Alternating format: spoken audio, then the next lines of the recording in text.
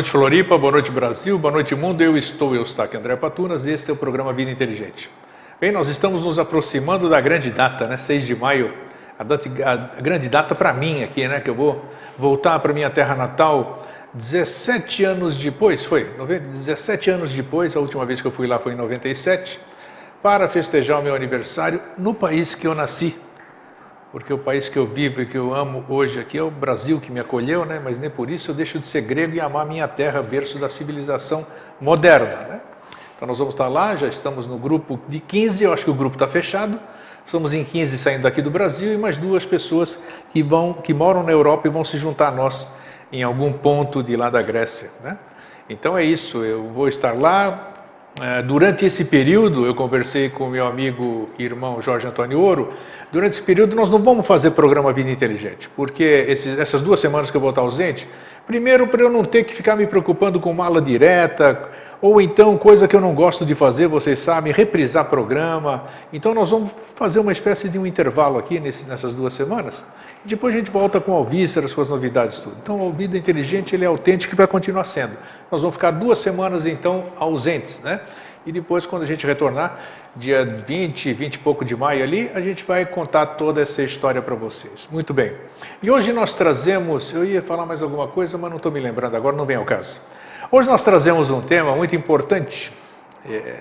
Quando ele apareceu, eu achei interessante, porque ele me lembrou da Ana Lúcia Marim, se eu não me engano. Ela escreveu um livro que está na internet, eu acho que disponível para baixar, Cegos nas Trevas, Cegos na Luz. Eu falei, bom, isso aí não é tema de programa, como é que isso aí me aparece assim tal? E aí apareceu, aí eu vi que era uma parte disso, separei o que é o Cegos na Luz, e aí eu falei, como é que nós vamos desenvolver esse tema? O que significa isso? Por que se apresentou o tema Cegos na Luz? E aí eu consegui ver o conteúdo, fiz a mala direta e hoje nós vamos falar sobre isso, tá? Então, vamos lá. Está aqui do meu lado, eu gosto sempre por isso. Eu queria fazer um programa diário com ele, mas não dá, né? E por enquanto não dá. Quem sabe um dia, né, Jorge? Já pensou, mas a turma não ia aguentar nós dois, né? Não, acho que nem a gente ia se aguentar ver todo dia. Não é? Bom, eu não aguento, você não aparece mesmo? Você é o, como é que se diz?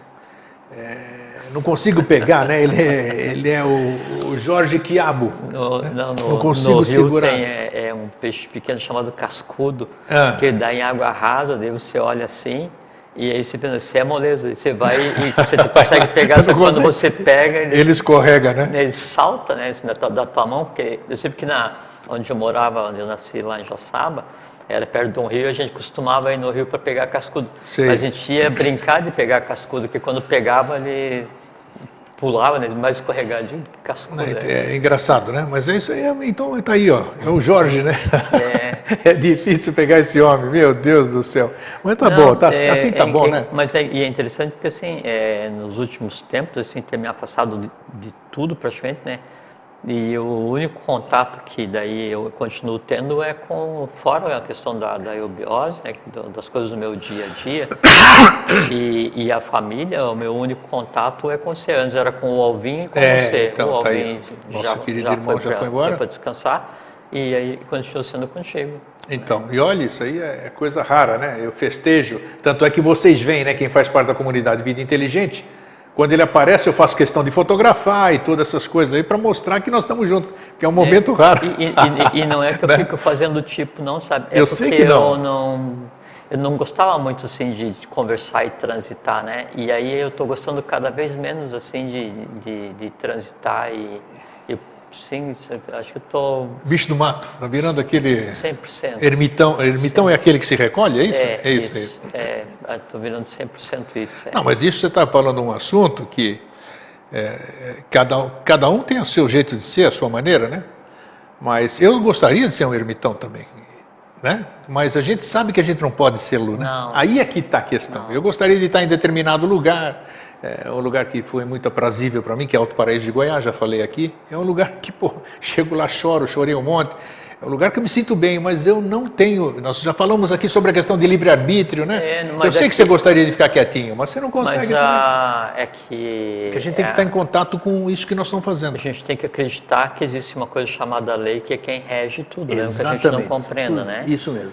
E para a felicidade nossa, para a felicidade de todos, quando você começa a caminhar, quando você encontra um caminho, qualquer que seja o caminho, não interessa qual seja o caminho, mas aí quando você começa a caminhar, você começa a se oxigenar, e no se oxigenar, você começa a ficar em contato com as diretivas que te moveram a existir. Então aquele que é o teu trabalho, ele começa a ter determinância sobre os teus desejos.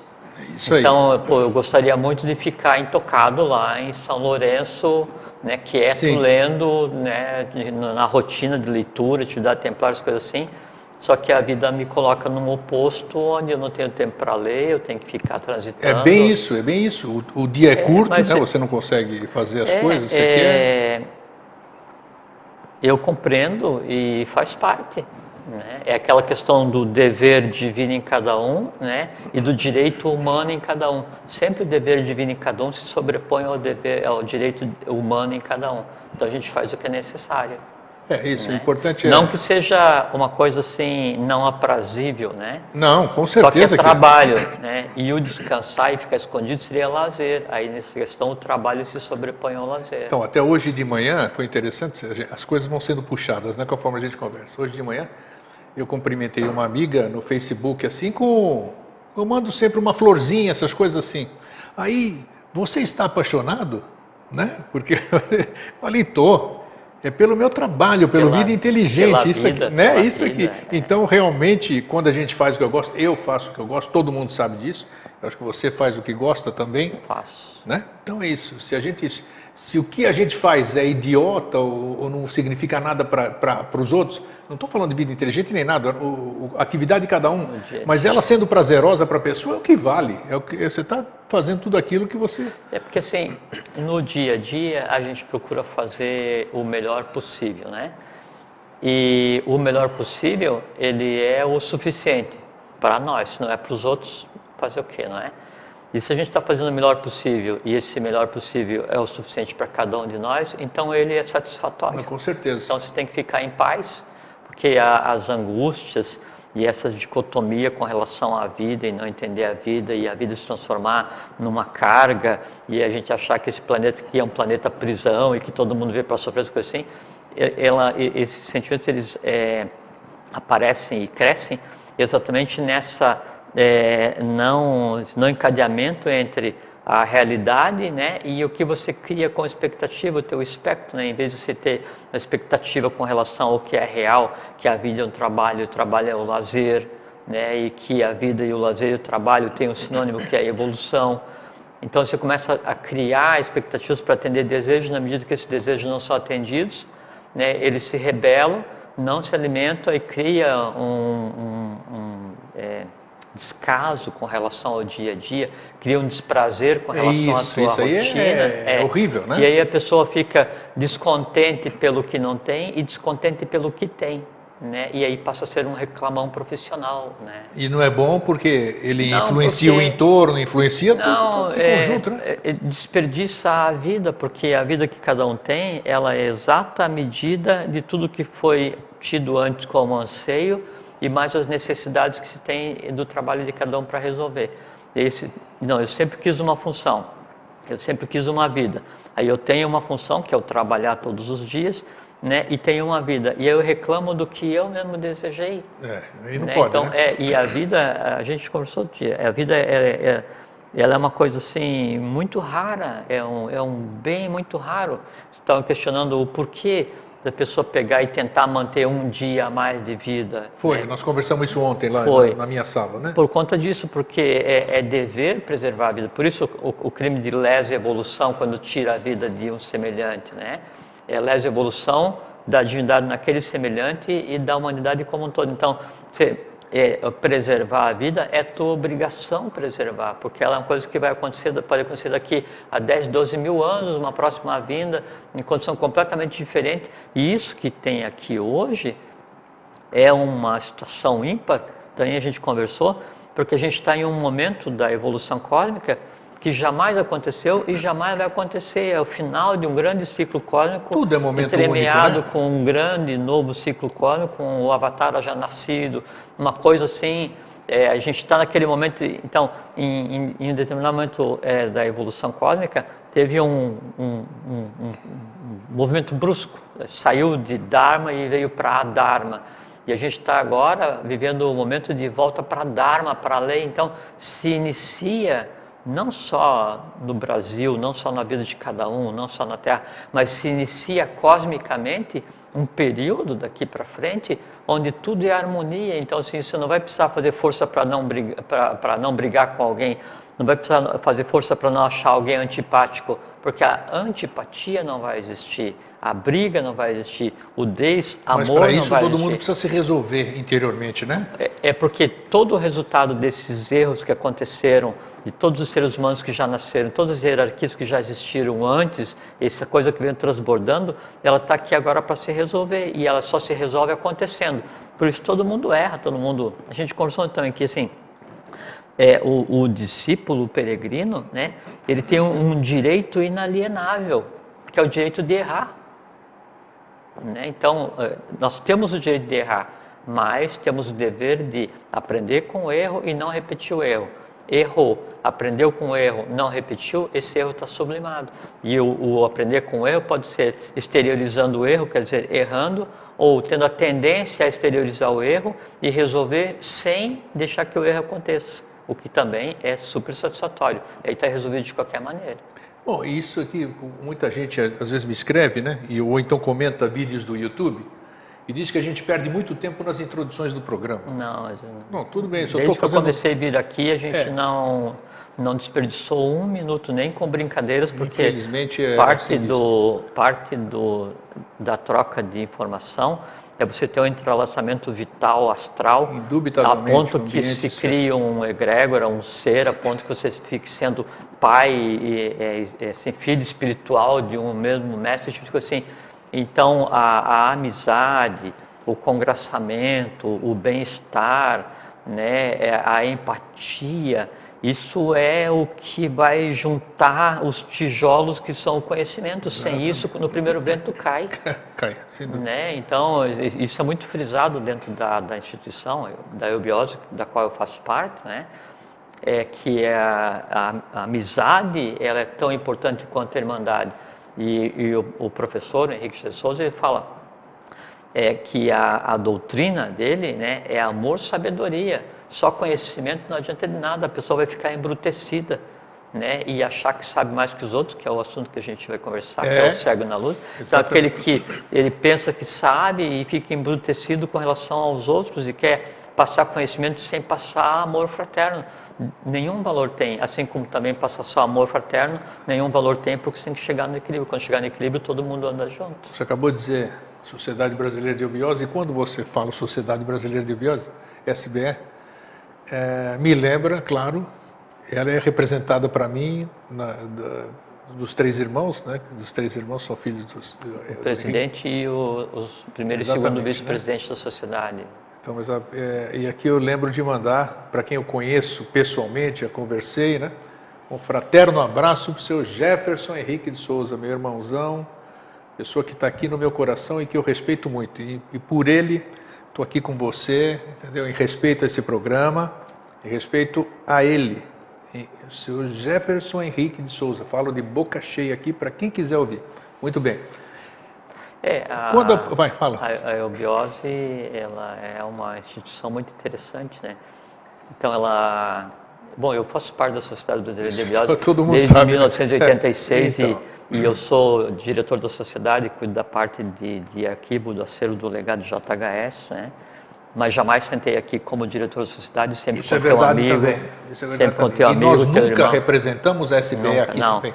Vim aqui sempre como teu amigo, teu irmão. Isso, né? claro. E principalmente isso é assim, a tônica e é o que me move no dia a dia, na condição de pretendente a discípulo. Não dá nem para dizer assim, não, eu sou discípulo. Não, às vezes a gente não se comporta nem como alguém digno de ser discípulo de JHS. Tamanha era a estrutura da criatura. Né? O que a gente faz é tentar pegar e ficar nesse entorno. E isso que a gente tem feito aqui nesses anos todos, né? E quando senhoras e senhores que também me escrevem aqui, vamos aproveitar isso aqui para esclarecer algumas coisinhas e dizem que eu interrompo muito o meu irmão Jorge. Eu digo que esse aqui é um programa de entrevista, né? E não é um programa de palestra, né? Entrevista. E enquanto alguns reclamam que eu interrompo o raciocínio deles, a grande maioria enaltece porque dizem que exatamente eu pergunto o que as pessoas queriam perguntar.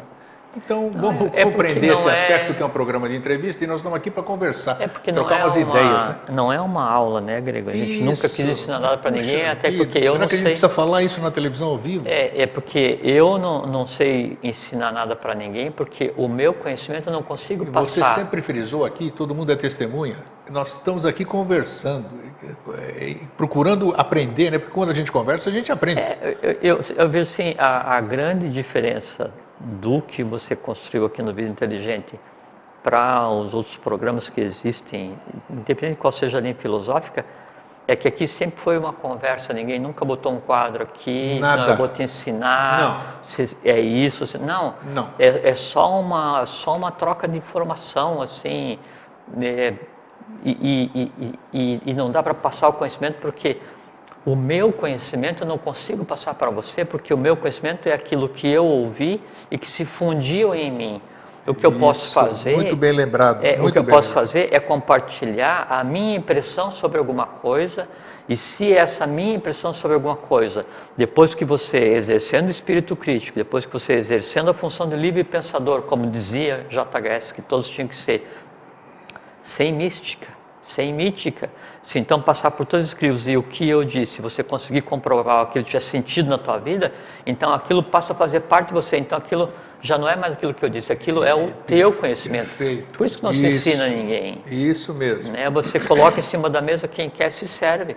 E a gente tem feito isso sistematicamente nesse tempo todo até aqui. Obviamente, assim, alguns gostam, outros não, outros ligam muito, natural, outros, ligam, né? outros não ligam o mínimo. Né? Mas faz parte. Não, faz parte. Bem, toda essa introdução... Tem a ver com o Claro que tem que ver com o tema que nós vamos falar. Então, hoje eu vou formular a pergunta para a gente iniciar o que já foi iniciado. Depois que apareceu, como eu disse, os Cegos na Luz, eu fiquei pensando e falei, bom, já sei o que é. Hoje nós temos, seja através daqui, seja através de todas as sociedades que existem, todas as escolas, né, têm os seus méritos, têm os seus valores. Eu creio que a luz, né, não essa luz que todo mundo fica rezando, haja luz, faça-se luz, não sei o quê, que nem sabe o que estão falando, me perdoem, mas é verdade. Mas existe essa luz que cada um dá o nome que quer. É a coisa que nós estamos falando aqui todo esse tempo, né? Então, a luz é um ente, né? A gente sempre falou que não existe nada sem nome, não existe nome sem nada. Exato, tá. Mas é o que eu disse que todo mundo confunde, porque não tem ideia, né? Sim, sim. Então vamos ver se a gente consegue trazer assim, hoje a concepção, olha a ousadia, né? Quando a gente fala, o Jorge disse que quando a gente fala na coisa, a coisa se manifesta, né? Sim. Então tá aí, então vamos trazer a luz para cá, do jeito que ela é, que eu quero dizer aqui hoje. Então a luz está aqui para todo mundo ver. Todo mundo reclama, todo mundo almeja, todo mundo reza, todo mundo acende incenso, faz de tudo para invocar essa luz e trazer a luz para si. A luz está aqui. Por que nós estamos cegos na luz, Jorge Antônio Ouro? Esse que é o tema da questão. Então todo mundo quer alguma coisa que está à sua frente, mas você não enxerga. Por quê? Sim. Bom, primeiro... conceituar o que é a luz, né? E depois falar assim que a luz ou o conhecimento ou a consciência, né? Ela tem que vir na medida certa, porque se ela vier em excesso, ofusca. E se ela vier em pouca quantidade, mas na direção errada, também te ofusca. Com certeza. Uma lanterna tudo tem que ser no equilíbrio, uma na lanterna, medida. E até por isso que daí o mestre, né? Quem vai dar a instrução, o mestre real, né? E que é um só. Aí então ele nunca dá a luz para o discípulo, ele ilumina mais ou menos o caminho onde o próprio discípulo vai ter que andar. Sim. Né? E primeiro isso aí. E depois sim, o conceito do que é a luz, ele vai depender da idade existencial de cada um. Porque se a pessoa ela está iniciando o processo de caminhada, ela está sendo um processo de inconsciência total, né? Onde a emoção, a inteligência, ainda está naquele processo do instinto, a inteligência para atender só aos instintos, a emoção para atender só aos instintos, o conhecimento para atender só aos instintos. Quando começa a sair desse atoleiro, né, que é onde, não vou dizer onde está a humanidade, mas é onde está imerso o ciclo que termina. Então, quando a pessoa começa a sair desse atoleiro, ela começa a perceber algumas necessidades de entender, né, a si mesmo. Então começam a vir as perguntas, e geralmente antes de vir a primeira pergunta vem uma negação, né? Então eu não quero o que eu tenho, né, mas eu não sei o que eu quero. Pode parecer ruim, né, do ponto de vista de evolução, mas é bom porque você está negando aquilo que você agora já não aceita mais como se fosse a tua verdade. E você tem que caminhar para onde? Aí para qualquer lugar. Aí nesse caminhar é que vão entrar daí as influências do meio, as nidanas, as escandas de cada um, e aí o que tiver dentro de cada um nesse caminhar vai se oxigenar e vai se esterilizar, e a pessoa vai arrumar em direção àquilo, né? Bom, isso é bem interessante. Você me chamou a atenção, mas depois eu entendi. Você falou a idade existencial de cada um aqui, né? Isso. Sim. Que nós estamos aqui, né? Não idade cronológica, idade existencial. Ah, então peraí. Aí então eu pesquei na hora, eu não quis te interromper, né? Que idade existencial de cada um é essa, se nós não somos a paridade um por um? Não tem a relação de um para um. Exatamente. Então agora me explica. Porque assim, a idade cronológica hoje quem tem é o Jorge. Sim. Porque eu Jorge Antônio Ouro, nasci de um pai e uma mãe físico que pariram. E tem tantos anos, está vivendo aqui tantos anos. E aí? Isso é minha idade cronológica. Mas você é fruto de N coisas. Mas a minha idade existencial é aquela que eu tenho, eu não sei. Mas como é que você tem se você não é você? Porque eu era eu antes de nascer Jorge, e eu vou ser eu depois que eu morrer Jorge. Eu sou eu. Essa é a minha idade existencial. Entende? A idade cronológica, ela acompanha a minha carteira de identidade. Quando cessar essa existência, né, eu vivia antes e vou continuar vivendo depois. Sim, mas nós já falamos isso antes aqui, você é um fragmento de um grande vaso. Sim. Então como é que você quer ser você, assim, a sua idade existencial, é do grande vaso ou não? Você está querendo individualizar aquele pedaço do grande vaso, é isso? Mas é como é. Então ok, só para deixar claro aqui. Por isso o professor fala assim, deveis ser um reflexo de mim mesmo como única forma de ser eu compreendido e sentido. E quando você é reflexo de alguma coisa, você não é a própria coisa, mas é a própria coisa em você. Você entende? Então, cada um de nós, independente do nome que você tenha, da idade que você tenha, existencial, né, você é uma parte, né, do todo em busca da consciência de si mesmo. Esse que é o grande objetivo. Agora ficou claro, isso tudo bem. Entende? Então, assim, mesmo se você quiser considerar, né, a mona da comunidade, ou o espírito de comunidade existencial, né, se está existindo aqui, se está em caminho, né, de nasce, morre, as coisas assim, é porque está em processo de aquisição de consciência integral, né? Agora, o fato de estar em processo de aquisição de consciência integral não quer dizer que uma mônada não é uma centelha do próprio manifestado. Claro, sim. Então, sim. Aí é que é essa diferença. A idade cronológica de cada um e a idade existencial de cada um. O somatório das idades cronológicas, nesse momento atual, ele pode nem ser a idade essencial, porque eu pré-existia e vou pós-existir, né? E aí o somatório dessas experiências, que daí eu, não Jorge, porque assim, eu Jorge, eu nasci daí com corpo novo, com cérebro novo, e eu trouxe daí escanas e nidanas de outras existências, não que eu, Jorge, tenha tido, mas que eu tenha tido, junto isso tudo e tem as tendências para fazer agora. Agora, esse somatório de acertar, errar, buscar, tentar, ver, compreender, né, isso fica permanente e perpassa, porque senão não teria evolução, né? E cada vez que você nasce e morre e começasse do zero, tanto é que quando houve a separação dos sexos no segundo terço da raça lemuriana, uma das razões foi para prestar a evolução, porque antes cada um nascia de si mesmo, né? Então eu vou ser fruto de mim mesmo, né? E a evolução se processava lentamente. Daí, a partir do momento em que houve a polarização e a separação sexual, daí uma criatura ela é gerada a partir de dois. Então pega toda essa confusão e gera uma confusão maior, né? Aí esse vai pegar com outra confusão, vai gerar uma confusão maior. E vai vindo nessa mistura, né, para chegar a um aprestamento evolucional, né? Então, essas idades, essas idas e vindas, esse aprendizado, isso tudo se manifesta o quê? Como skandhas, como tendências positivas inatas em cada um, né? E é por isso que daí você nasce, né, e logo você tem interesse nisso, interesse naquilo, você não gosta disso, não gosta daquilo. Tendências, né? Skandhas são tendências Isso, positivas, isso. né? E como você daí está existindo agora e tem coisa para resolver, por decorrência vem as skandhas negativas, que são as tendências negativas, as tendências negativas, que é aquilo que você tem para resolver, aquilo que a tua família, o ente família tem para resolver, aquilo que a nação que você escolheu tem para resolver, aquilo que a própria humanidade tem para resolver, soma isso tudo e aí em você, essa mistura é que dá o conceito de luz. O que é a luz? Isso. É aquilo, né, que me dá o norte, é aquela direção na qual eu ando, né, em busca de alguma coisa. Que chama de luz porque, humanamente se chama de luz porque a luz ela tende a mostrar as coisas. E como a gente só vê aquilo que a luz reflete, se chama de luz. Mas, por exemplo, assim, no momento cósmico atual, então a gente tem face da Terra, Badaga, Duat e Agartha, né, que 24 horas, 12 horas de luz, 12 horas de sombra, 18 horas de luz, 6 horas de sombra em Duat, 24 horas de luz na Agartha, né? E aí vem essa questão do conceito de luz. Shambhala, né, que é o próprio núcleo evolucional dentro de cada planeta e se move, né, ela é a cidade da noite eterna, não há luz. E aí a ausência da luz física é a luz real. Então o conceito de luz que se tem hoje, por isso a gente fala assim, não, eu estou em busca da luz, é porque humanamente a luz é aquilo que é visível.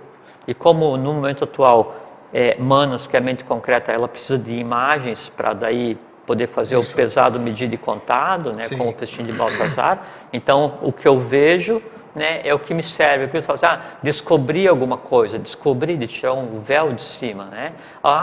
Fui iluminado. Tudo tem a ver com a luz, mas é só por conta da maneira como se expressa em relação a Manas, que é a mente concreta, que trabalha baseado em imagem. Imagem hoje significa para a gente que o sol refletindo, nem é bem isso, mas tudo bem. O conceito de dia e noite, ele é muito engraçado, né? Porque a noite não é só a ausência do sol, né? É outra coisa, né? Então, se cria esse conceito de luz. E aí a luz de cada um é aquele norte. Qual é o tamanho, qual é o tipo de luz que eu preciso, qual é o tamanho, o tipo de norte que vai me guiar? Aí vai depender da minha idade. Eu que vou saber o que é necessário, se no meu primeiro passo eu vou procurar uma seita que ainda pega e trata com os valores da Atlântida, ou se eu vou pegar e vou para o Oriente, ou se eu vou pegar e vou me enfiar em uma caverna em qualquer lugar e ficar quieto, eu só vou tentar evoluir com a humanidade, junto com a humanidade, que tipo de conhecimento abstrato eu vou buscar, assim, o quanto eu vou buscar, o que diferente eu vou buscar, o quanto isso me serve, o quanto isso me transforma, o que satisfação isso me dá, isso é a luz de cada um. E acontece o seguinte, a questão a pessoa está cega na luz. Onde, né? Isso mesmo, de onde vem a cegueira? Às vezes a pessoa está no caminho que lhe é de direito, naquele momento evolucional, sabe? E por conta disso que a gente conversou de início, de achar assim, não, mas eu estou aqui alfabetizado, mas eu gostaria de saber tudo a respeito do 8º sistema.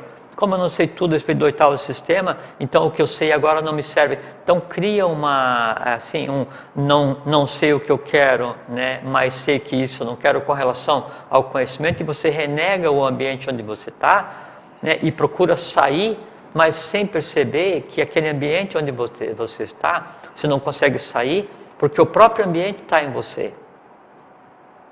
Entende? Essa é a maior cegueira, é você estar em um ambiente que já não diz mais respeito a você do ponto de vista evolucional, você não perceber esse tipo de coisa, ou você sai, e em vez de sair conscientemente, você sai chutando o pau da barraca, e leva contigo todas as dores, amores, horrores e memórias daquilo que você deixou para trás, mas de uma maneira não evolucional, não consciente, se deixou por atrito, por qualquer coisa que seja.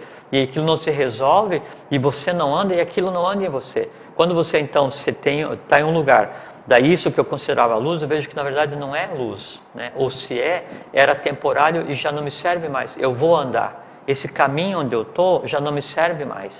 Então, conscientemente, pacificamente, harmonicamente, caminho, fica onde você está, eu vou mudar. Eu vou e mudo para um que seja mais de acordo com aquilo, né, que é a forma como eu vejo a vida hoje. É a forma como a vida me vê hoje. A forma como eu vejo o mundo. A forma como o mundo me vê. Né? A forma como o universo está e a forma como eu estou no universo. Então, como isso muda, eu tenho que procurar um lugar onde eu fique bem. Então, assim, eu vou procurar um lugar onde o ar seja mais arejado.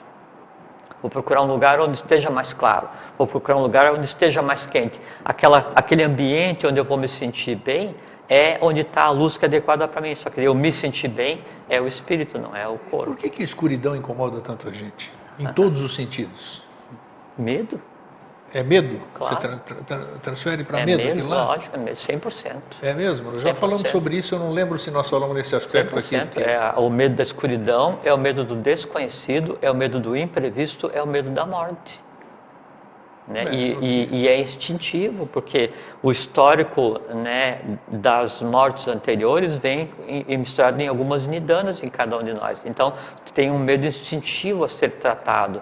E quando você tem medo escuro, assim, você está numa sala com a luz acesa, você apaga, fica com medo escuro, continua não tendo nada ali. E o que te dá medo é o que você imagina. A tua mente cria, exatamente. Porque, por exemplo, assim, vamos supor, a gente está aqui nessa sala agora, né, no estúdio. O que existe aqui no astral vai continuar existindo se eu apagar a luz. Se apagar a luz, exatamente. Não tem diferença nenhuma. E pode ser que até atraia mais, que pode escurecer e achar... Não, e se você fechar, por exemplo, você não pode ter medo de escuro, porque cada vez que você pisca, você está no escuro. Sim. Sim. Não é? É a mesma coisa assim, você não pode ter medo da morte, porque cada vez que você pisca, você está simulando. Não pode ter medo da morte, porque toda vez que você vai dormir, você morreu. A diferença aqui entre morrer e dormir é que depois quando você acorda no mesmo corpo, não tem... Então, quanto mais a pessoa tem medo do escuro, né? Ou quanto mais a pessoa tem medo da morte, mais ela tem medo de si mesma, mais ela tem medo das coisas que ela ainda tem para resolver e desconhece. Né? É como se fosse assim, o que está oculto, né? Ele tem medo da luz. Vamos fazer de conta, né? Da luz física. Escureceu, sai tudo debaixo da pedra. Né? E aquilo assusta. Né? Agora, o que assusta? Aí vai de cada um. É a mesma coisa. Vou ficar no parapeito de uma janela ou no topo de uma montanha. Né? Aí eu tenho medo da beira da montanha, do parapeito, porque eu tenho medo da morte.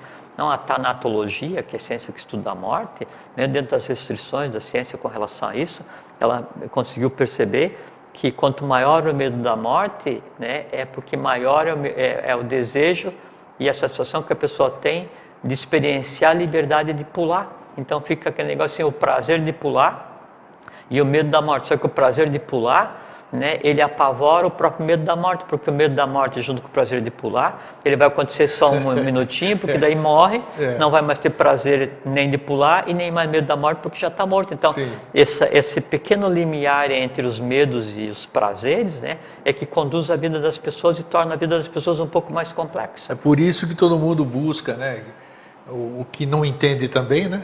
Que ficam lendo do Buda e tal, a iluminação, a tal da iluminação. Mas A iluminação seria o conhecimento, né? Seria mas o conhecimento... A compreensão, a neutralidade, como você já falou uma vez aqui. Que é o máximo da compreensão, o máximo da identidade com alguma coisa, é você ser a própria coisa, né? Mas você veja bem assim, em termos de conhecimento, não existe nada que eu vá conhecer que já não pré-exista. Sim. Independente do que seja, né? Só quem concebe o novo é o mestre, né? Quando vai dar início a ciclos, né? Na humanidade, todos nós, qualquer coisa, por mais oculta que a gente venha a conhecer, por mais secreta que a gente venha a conhecer, por maior que seja a iluminação, mesmo para Buda, mesmo para Krishna, mesmo para Jesus, né? Mesmo para Menófis 4, Quetzalcoatl 4, Mancapac, todos eles, né? O Christian Rosenkreuz, o Cagliostro, todo esse povo que veio para trabalhar, a iluminação, o 100% de consciência é conceber aquilo que já existe. Só que o que acontece é que naquele momento atual de evolução, a forma, a matéria que eu compunha, ela que não tinha consciência daquilo que já pré-existe. Então, qualquer que seja o volume de conhecimento que eu vá ter, qualquer que seja o nível de iluminação que eu vá conseguir, é conhecer o que já existe. Como é impossível conhecer tudo, a não ser que eu seja o próprio tudo, é impossível entender o todo, a não ser que eu seja o próprio todo, né? Eu estou correndo para lugar nenhum, vindo para lugar nenhum, achando que a pressa é a solução, e a pressa não é a solução, porque não há lugar para onde ir, porque tudo está indo para o mesmo lugar. Se você não tiver essa consciência que você acabou de dizer, você não vai ter a compreensão daquilo lá, da pergunta que eu te fiz. Como é que eu posso ser um pedaço desse vaso, vamos dizer, né, e ter uma idade, né? Então, aí eu tenho que ter a compreensão disso que você disse do todo, porque se eu não souber o que é o todo, eu não vou ter compreensão do que é um fragmento dentro do todo. Lembra daquele conceito que a gente conversou algumas vezes, chamado truth, que daí ele é 1/150 de segundos, que é a unidade de tempo, e também ele é a menor unidade de espaço, de matéria, né? Cada um truth, né, ou se você quiser, cada um átomo formado pelos 7 elementos básicos de prana, ele é um reflexo perfeito. Isso é uma coisa muito interessante. Cada um ponto do universo é o reflexo perfeito de todo o universo. Daí vem o conhece a ti mesmo, em ti mesmo, e acontece uma coisa com o ser humano. Então, aquela ânsia... Tem lógica, porque se tudo é parte do todo, você tem o reflexo do todo. Né? Perfeitamente. Mesmo você sendo um fragmento daquilo. Só quem busca compreender isso, no nosso caso, no momento atual, é a nossa alma, que é o astral, a mente concreta. Por quê? Porque são planos relativamente novos, ainda é com densidade, não permeável o suficiente para compreender a sua própria origem.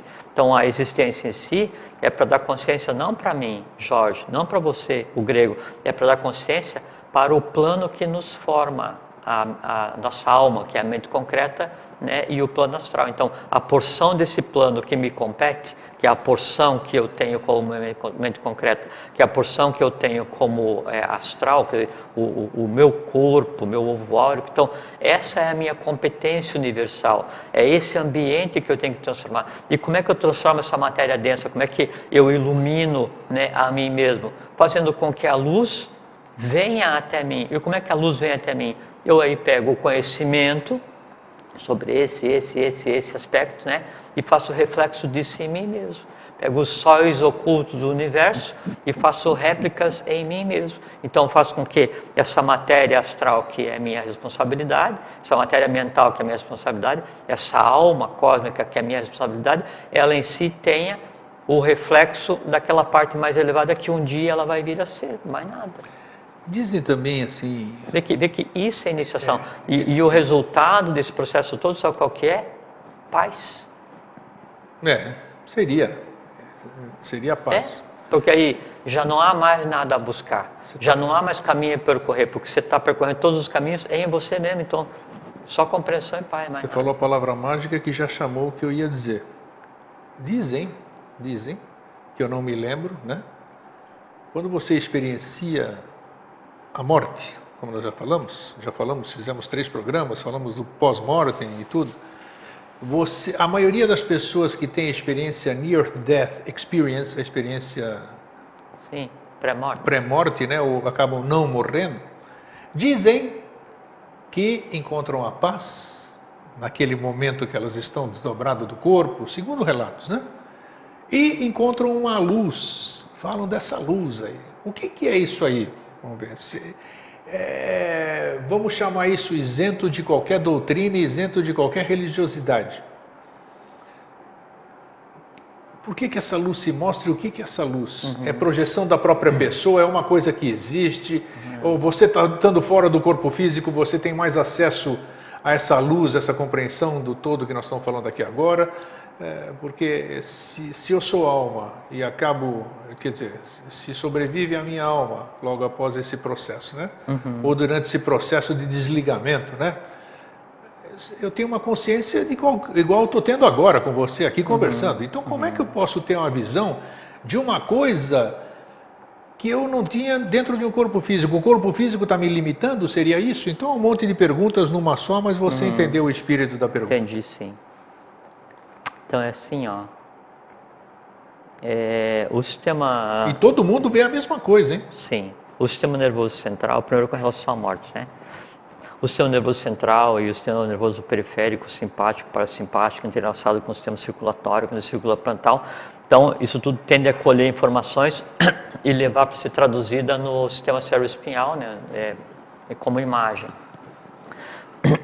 E o corpo, ele não consegue sentir muitas dores intensas ao mesmo tempo, ele vai ter que traduzir, porque é uma coisa serializada, há que ter uma tradução e há que ter uma transformação, porque a dor é um indicativo para o cérebro, para o seu nervoso, que alguma coisa não está em conformidade, é uma não conformidade orgânica, né? E pode ser uma dor simples, você tem um beliscão, ou você tem uma doença, ou não interessa o que seja. Então, quando a pessoa imagina assim, puxa, aquela pessoa, ela morreu, né, e sofreu um monte para morrer com... Há uma limitante orgânica onde as dores da morte, independente de qual seja a morte, ela é muito mais doída para quem vê do que para quem sofre. É que daí quem já, né, não conseguiria descrever, não, aconteceu assim, assim, assim, assim, até porque depois que a pessoa perde o corpo físico, ela vai conseguir explicar o que aconteceu só com o que ela tinha até então de entendimento. Não vai, a morte, foi isso que eu a disse. Morte não transforma ninguém nem em bom nem em mal, Isso, nem em nem sábio, abre, nem não, dá revelação. não, né? E não transforma ninguém nem em sábio nem ignorante, não leva ninguém nem para o céu nem para o inferno. Muito bom. Cada uma pessoa quando morre, ela continua exatamente seguindo a vida sem corpo físico. Ela é o que ela era, ela faz o que ela fazia, ela vai estar onde ela estava, ela tem para resolver o que ela mesmo criou. Não tem como fugir disso, Exato. não tem magia, tá? E aí então o momento da morte, né, ele é assim, não tem assim, depois que você almoça assim... Eu não sei se a morte e o processo é o mesmo, né? Nós estamos falando no pré-morte, né? Que a pessoa não morreu, Não, né? falando a morte física, só para a gente chegar nessa questão mas do... será que seriam as mesmas coisas? O que está morrendo também vê uma luz? Não sei. É a mesma coisa. A mesma coisa? Sim, tá. Então, aí, você sabe, por exemplo, assim, você almoçou e está um dia ameno, né? Um dia assim, um calorzinho.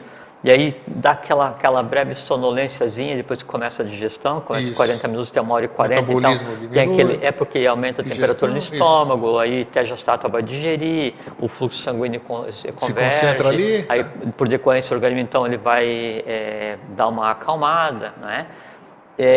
Aí, então, você tem aquela pré-sonolência, tem aquela Isso. coisa assim. E então, se você se deixa dormir, sabe? Então, assim, vou cochilar 2 minutos, né? Você cochila 2 minutos. Ontem foi assim no dentista. Isso é a morte. Paguei um grego. monte de vezes no dentista, é isso? A morte é assim. É assim mesmo? É assim. Então, independente do quão conturbado esteja aquele momento organicamente, e se você está no avião e caiu, se você estava andando e daí de repente morreu, qualquer coisa assim, aí esse segundo exato onde acontece, né? É esse leve torpor assim, completamente agradável e sabe, você assim, você deita assim e aquela coisa assim.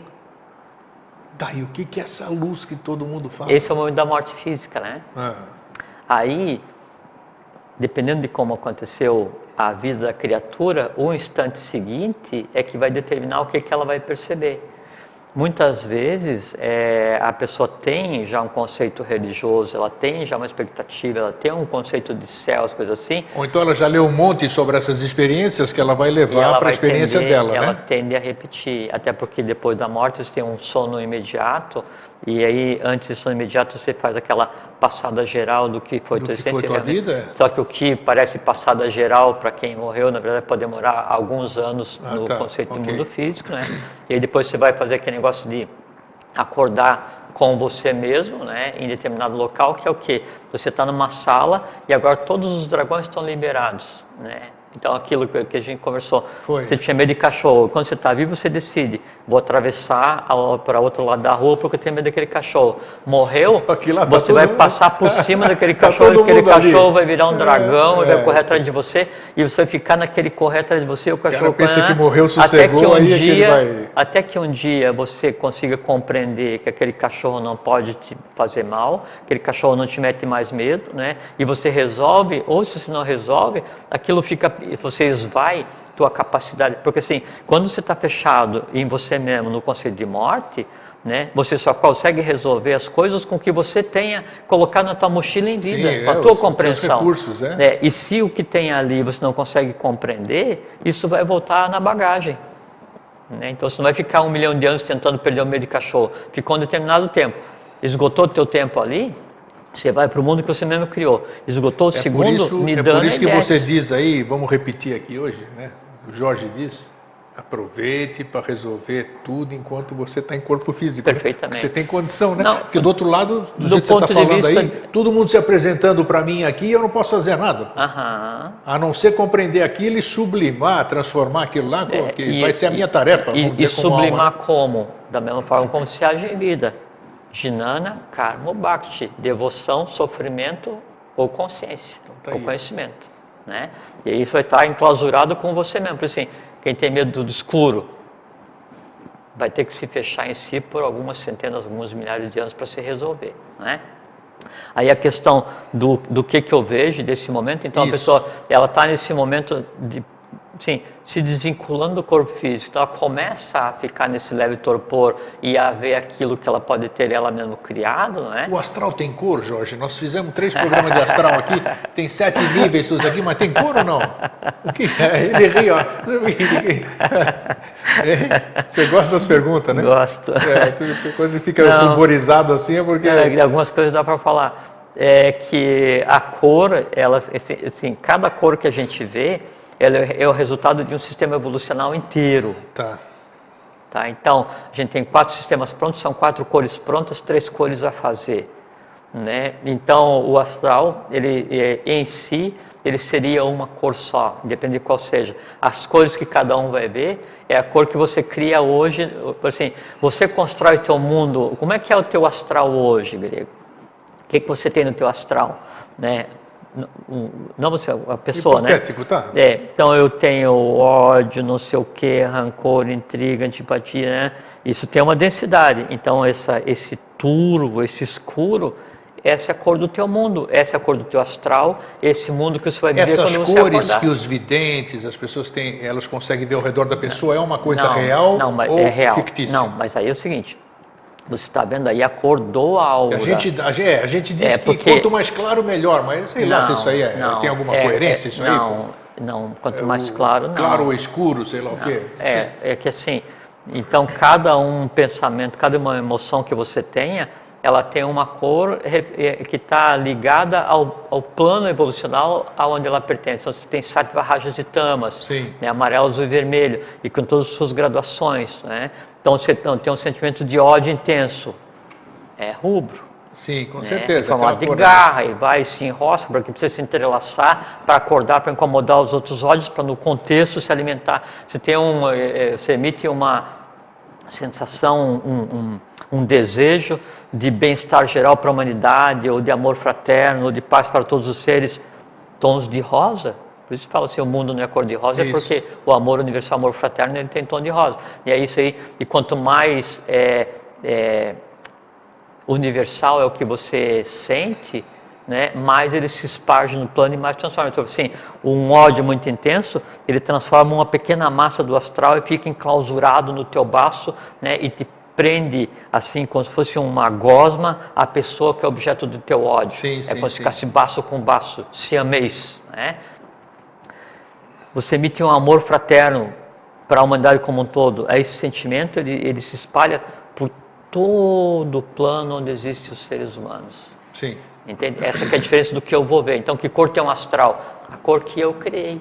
Então, isso aí você está falando, tá? E mais 2 perguntinhas. Você acabou de dizer, muita gente faz meditação, ou faz mentalização, ou grupos, ou combina um horário e vamos mandar luz rosa para o planeta. Isso tem sentido ou não? Tem. Tem sentido? Claro. Isso é válido? Sim. E está mandando mesmo? Sim. Mesmo que seja só a vontade mental, você está mandando? O que vai acontecer é o seguinte, quando eu vou emitir amor fraterno para a humanidade como um todo, eu tenho que saber o que é que eu estou emitindo, Aí como é que está a questão. Claro que sim, como é que a forma ela é criada, como é que esse Deva vai agir, qual é que é a cor, porque eu preciso olhar nos olhos daquilo que eu estou criando para poder comandar.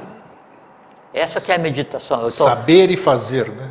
Exatamente, eu tenho que compreender o que eu estou fazendo. Então, eu estou criando amor fraterno, então eu estou criando um Deva, determinada cor, com determinada ação, entoando determinado mantra, né, determinada região, determinado local, isso está se espargindo, então eu estou comandando aquele Deva que eu criei, ele efetivamente vai e transforma. Se eu crio inconscientemente, ele vai agir também, só que a abrangência da atuação disso que eu criei, ela é mais limitada porque eu é que dei autonomia para essa força. Então, tipo assim, se eu tenho consciência e eu projeto conscientemente no plano e eu concebo a coisa como um todo, ele vai até onde eu mando, Atadharma Meru, até onde a vista alcança, né? E o Atadharma Meru é até o final do astral da humanidade, que é onde está a coisa toda a ser transformada. Se eu não tenho consciência, eu vou fazer por devoção ou por mística, né? Eu vou emitir de qualquer maneira um sentimento de fraternidade e tem validade, só que daí, em vez de eu abranger, né, o universo inteiro, eu vou atuar 2, 3 metros, 5 metros, 10 metros, entende? Esse tipo de... Essa que é a limitante. Agora, funciona, né? A intenção, ela é válida. O poder que você tem sobre o que você está criando é que dá determinante do resultado. Eu fiz uma pergunta sobre a cor do astral aquela hora, também visando o seguinte, porque muitas vezes a maioria sonha, né? Eu já muitas vezes sonha, sei lá o que é, desdobramento, não importa, vamos usar como sonho. Você vai para lugares densos, você vai para lugares escuros, ou esses lugares densos, que a gente diz denso, que a gente quer sair de lá depressa, que a gente não se sente bem, invariavelmente eles são escuros.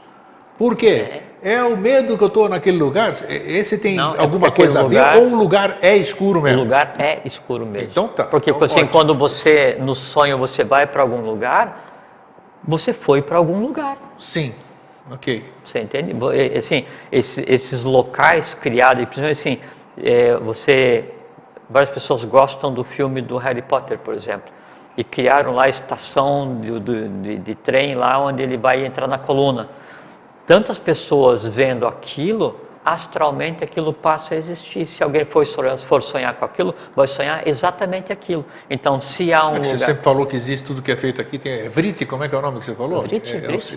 Cria um semelhante, não é sim, isso? Cria, então, sim. Tá. Você cria imagem, e esse Vritti que é criado, os turbilhões ficam como resíduo, então é isso, e os turbilhões de Vrittis criam karma. Você acabou de dizer dano. um exemplo Por isso disso. aquela questão de eu tomar cuidado com o que eu vejo, com o que eu leio, com o que eu falo, com o que eu assisto, que obra de arte que eu vejo, assim, porque isso tudo está sendo gerado em mim, né? E o conglomerado disso aí são os chamados turbilhões de Vrittis, né? Eles geram inclusive nidanas. Então eu posso nascer com vontade, né, de pegar e fazer aquilo que eu assisti muito filme de violência, eu vou nascer como uma pessoa violenta. Geralmente é assim, né? E a pessoa pensa que daí não tem nenhum impacto, qualquer coisa que eu fale, não existe impunidade no universo, não existe, porque qualquer ação que o ser humano faça é uma ação criadora, né? Então, voltando à questão inicial então do cego na luz, né, é aquela pessoa que daí ela não está vendo onde ela está, exato.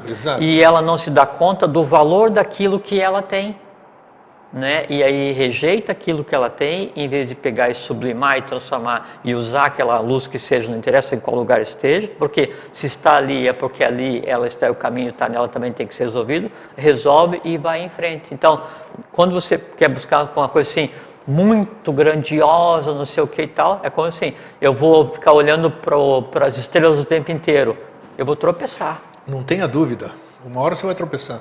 Né? Então é muito melhor eu ficar prestando atenção no chão, né? E aí aquele universo que eu tenho que olhar, eu olho uma vez, trago ele para dentro de mim mesmo e olho a hora que eu quiser também com os pés no chão. E naquela questão que nós falamos aqui, que foi o que foi o teor da mala direta, né? A questão de a gente acompanhar, ou seja, a gente está buscando, a gente está cego na luz e a gente acompanha aquele que se diz que é sábio, né? Que fica propagando, eu sou sábio, venham através para mim porque eu tenho a verdade, eu vou conduzi-los porque... Aqui tem muita parcimônia na escolha do caminho, né? Exato. Então, mestre existe, né? A prova é que a gente está aqui hoje, né? Trabalhando para a evolução. E o mundo está nessa fase intermediária entre o novo e o velho. Agora, o verdadeiro mestre, ele não vai dizer assim, não, eu isso, eu aquilo, eu faço, eu sou, eu fui, eu li. A verdade é minha, sou o dono da verdade. Tudo. Ele dá o conhecimento e ao dar o conhecimento, muitas vezes ele cria a realidade. Só que mesmo ele se esforçando para dá o conhecimento para a humanidade ou para o discípulo, a maneira como o mestre vê o conhecimento é incompreensível, a não ser para ele mesmo. Então, mesmo que ele traduza e que deixe o ensinamento, ainda assim, há um esforço do peregrino, do candidato a discípulo, né, para compreender e encontrar qual é o caminho onde o mestre está, ou para encontrar qual é o caminho que ficou já plasmado dentro do universo a ser percorrido pelo discípulo para compreender então aquilo que foi deixado para que ele perceba como um todo o mundo onde ele está inserido. Vamos aproveitar esses 5 minutos que nós temos ainda. Você falou a questão de mestre agora. Se o mestre é o mestre e ele tem o conhecimento, ele tem tudo, por que existe essa distância tão grande? Se o mestre ele é parte do todo, ou ele é o todo, não importa como a gente vai colocar. E se nós somos parte do todo, por que existe esse ato tão grande, essa diferença, essa distância tão imensurável, usando as medidas terrenas e tudo isso aqui, entre, vamos chamar assim, discípulo e mestre? Sim, é porque o mestre, ele representa a Dharma, a lei, e o discípulo, ele representa a Dharma, que ele está existindo para buscar o equilíbrio. O contato entre mestre e discípulo é para fazer com que essa porção de Adharma volte para Dharma. Essa diferença, que aparentemente é grande entre o discípulo e o mestre, não é porque o discípulo só se esqueceu, né, da própria origem dele. Então, esse percorrer o caminho de si mesmo até o mestre é o que se chama de iniciação. Você usa uma frase, você já falou muitas vezes aqui, eu gostaria que você repetisse. Como é aquela lá que você busca o mestre fora para... É uma frase do professor. Professor? Então tá, que o professor diz que eu acho que cabe bem aqui. Caminha para procurar o mestre e o encontra a primeira vez, depois continua caminhando e encontra novamente, mas daí dentro de si mesmo. Então, essa que é a verdadeira descoberta. Essa, né? Que é a verdadeira descoberta. Essa que seria a iluminação, assim, essa que é você encontrar a luz. E assim é porque o conhecimento que é trazido pela escola de iniciação, ele faz com que o reflexo daquilo que foi deixado se crie no próprio discípulo.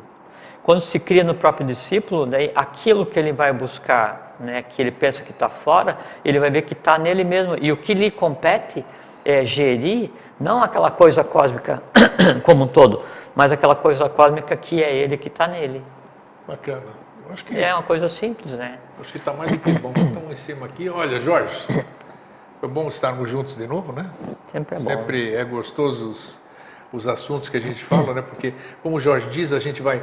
Eles se apresentam, né? Eles estão aí, quando a gente fala deles, eles se manifestam aqui. É muito bom estar convivendo, né, com essas coisas que a gente traz aqui, né? O ter contato com a iniciação, com o conhecimento, com o todo, o buscar essa visão, né, e ao mesmo tempo você ir tropeçando no dia a dia com as questões da vida, que a vida em si ela é uma coisa complexa, e lembra complexo porque o plexo de abraço, e o complexo é um abraço muito grande, então a gente quer abraçar o mundo inteiro e aí o mundo parece complexo, né? Quando a gente devia abraçar primeiro a nós mesmos e daí não é complexo. No amplexo, só um amplexo, né? Porque aí a alma e o espírito num abraço único, né? E irmandade, e aí compreender o entorno, transformar o entorno, para depois então ir transformando. Essa experiência, ela é uma coisa assim única, extremamente satisfatória, assim, uma coisa assim muito linda. A vida é uma coisa muito linda. É isso aí. E nós gozamos da vida com o maior prazer. Jorge, meu brother. Gente, um fraterno abraço e um feliz sempre. Tchau. Fraterno abraço, um feliz sempre, fiquem em paz e vivam. Vocês vão ver que é uma coisa muito interessante.